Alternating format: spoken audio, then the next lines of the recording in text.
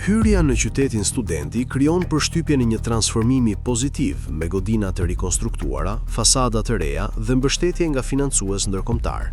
Por sapo avancon pak më tej, kontrasti bëhet i dukshëm.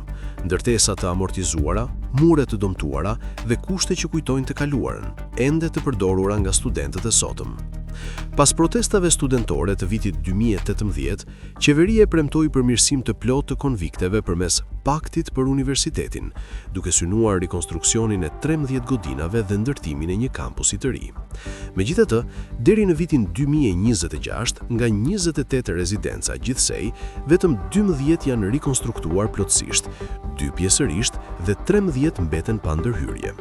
Edhe pse disa godina ofrojnë kushte më të mira, shumë studentë vazhdojnë të përballen me probleme serioze infrastrukturore, mungesë ngrohjeje, orare të kufizuara për dushet, defekte hidraulike dhe elektrike, si dhe ambiente të degraduara. Disa kate madje nuk janë funksionale.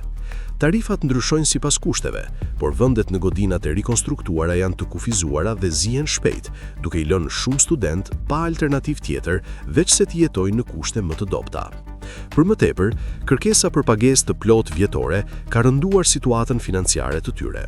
Në përfundim, megjithse ka pasur përmirësime të pjesshme, premtimi për transformim të plotë nuk është realizuar ende dhe mungon një afat i qartë për përfundimin e tij.